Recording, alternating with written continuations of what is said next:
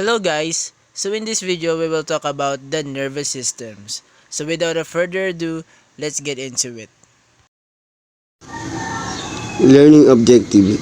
By the end of this lesson, students will be able to identify the two main parts of the nervous system, explain the difference between voluntary and involuntary actions, understand how neurons transmit signals in the nervous systems. Nervous system. The nervous system is very important in helping to maintain homeostasis, balance of the human body. A series of sensory receptors work with the nervous system to provide information about change in both the internal and external environment. The human nervous system is a complex of interconnected system in which larger systems are comprised of smaller subsystems, each which have specific structures with specific functions. So what is the nervous system? The nervous system is one of the most important systems in your body because it acts as the control center and communication network. It allows you to interact with the world around you and keeps your internal body functions working smoothly. As I've said earlier, the nervous system is our control center and communication network. It allows us to interact with the world and keeps our internal body functions. It also transmits signals. Neurons carry electrical signals to and from your brain and spinal cord.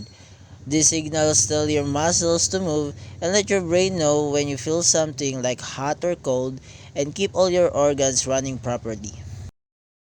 And lastly, it also coordinates actions. The nervous system helps different parts of your body work together by sending messages through specialized cells called neurons. These messages travel quickly like signals moving through wires, allowing your body to respond immediately to changes around you.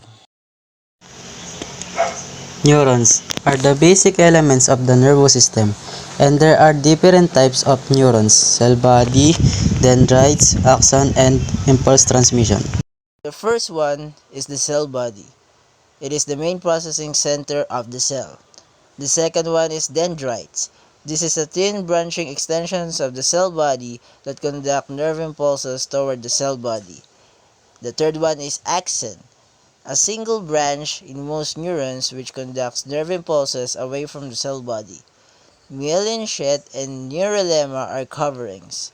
And the last one is impulse transmission. This is a terminal end fibers and located at the ends of the axon, and they transmit impulses leaving the neuron across the synapse to the next neuron. So there are three types of neurons. The first one is efferent or the motor. It conveys information from the CNS to muscles and glands. The second one is afferent or the sensory. It carries information from sensory receptors to the CNS. And the last one is interneuron. It carries and processes sensory information. So there are two main parts of the nervous system. The first one is the central nervous system or the CNS.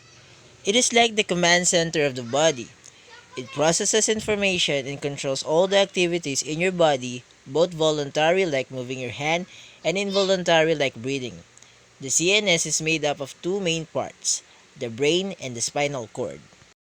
And the second one is the peripheral nervous system or the PNS. It is made up of all the nerves that are outside the CNS. These nerves branch out from the brain and spinal cord and reach all parts of your body like a network of telephone lines connecting every area to the main control center. The PNS connects your body to the CNS and plays a crucial role in sending and receiving signals. Central Nervous System CNS. The CNS is made up of the brain and spinal cord. First is brain. The brain is the control center for the entire body. It processes sensory information, thoughts, emotion, and control body function like movement. The brain is divided into different regions that handle specific tasks. And second is spinal cord. The spinal cord acts as a highway for information traveling between the brain and the body. It sends instruction from the brain to the body and carries sensory information back to the brain. It also coordinates reflexes, which are fast automatic responses to stimuli. Peripheral nervous system, PNS. The PNS is made up of all the nerves that branch out from the brain and spinal cord and extend to other parts of the body, like the arms, legs, and organs. The PNS has two main divisions. First is somatic nervous system. Somatic nervous system is control voluntary movement of the muscles and send sensory information to the CNS. The second is autonomic nervous system. Autonomic nervous system is regulate involuntary function like heart rate, digestion, and breathing. Autonomic system, sympathetic and parasympathetic. The autonomic nervous system is divided into two parts. The first part is sympathetic nervous system. Prepares the body for stressful or emergency situation, also known as the fight or flight response. It increases heart rate, widens airways, and slows down digestion to give the body more energy and focus in dangerous or stressful moment. The second part is parasympathetic nervous system. It helps the body relax and recover after stress. This is called the rest and digest response. It slows the heart rate, promotes digestion, and helps the body conserve energy. So how the nervous system works? The nervous system functions by using neurons, which are specialized cells that carry messages throughout the body. Neurons communicate using electrical and chemical signals. These signals travel along the neuron until they reach a synapse, which is a small gap between neurons.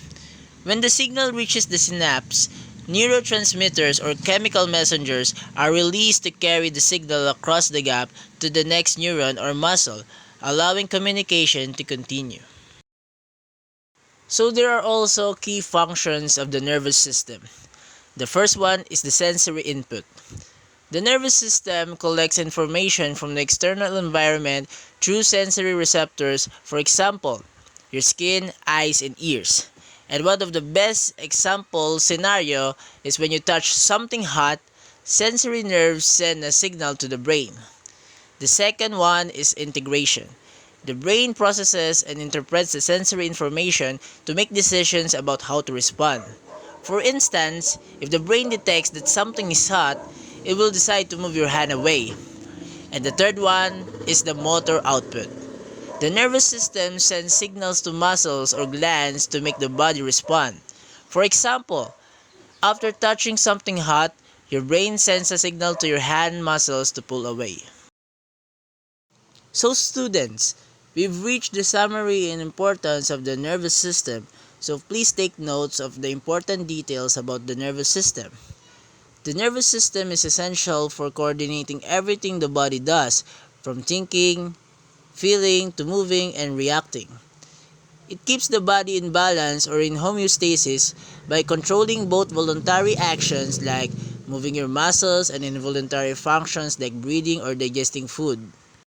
And the last one, the important key takeaway about this lesson is that without the nervous system, we couldn't move, feel, think, or function properly. It's the control and communication system that keeps everything working together. So that's all students. I hope that you learn a lot about the nervous system. And thank you for watching. Mommy